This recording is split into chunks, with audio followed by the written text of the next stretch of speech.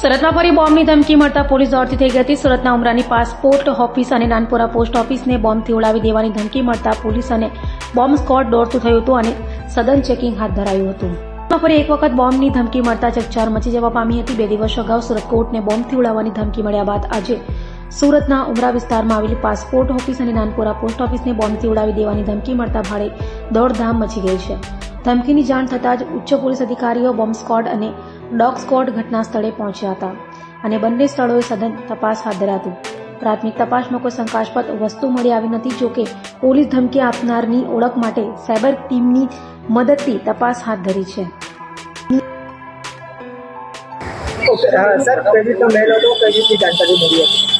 Police control room દ્વારા અમને સૂચના આપવામાં આવેલી હતી કે એક એવો મેલ મળેલો છે કે પોસ્ટ ઓફિસમાં અને પાસપોર્ટ ઓફિસમાં કોઈ પણ એક્સપ્લોઝિવ કે બોમ્બ ઇમ્પ્લાન્ટ કરવાની ધમકી મળેલી હતી।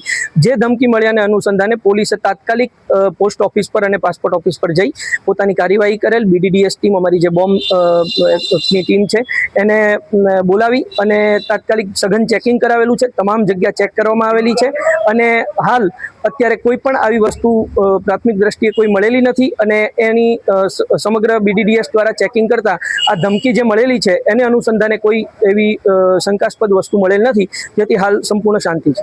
શું જણાવવામાં આવ્યું હતું અને કઈ રીતના મેલ આવ્યો હતો અને કેટલા વાગે? આ સવારના સમયે મેલ આવેલો હતો અને કંટ્રોલ રૂમ દ્વારા તાત્કાલિક પોલીસને, લોકલ પોલીસ તથા BDDSને અને તમામ એજન્સીઓને જાણ કરવામાં આવેલી અને એને અનુસંધાને તમામ એજન્સીઓ આવી અને કાર્યવાહી કાયદેસરની કરેલી છે। મેલમાં પાસપોર્ટ ઓફિસ તથા જે પોસ્ટ ઓફિસ છે એમાં એક્સપ્લોઝિવ કે કોઈ પણ બોમ્બ કે એ પ્રકારના કોઈ પણ ઇમ્પ્લાન્ટ કરવામાં આવેલાની ધમકી આપવામાં આવેલી હતી।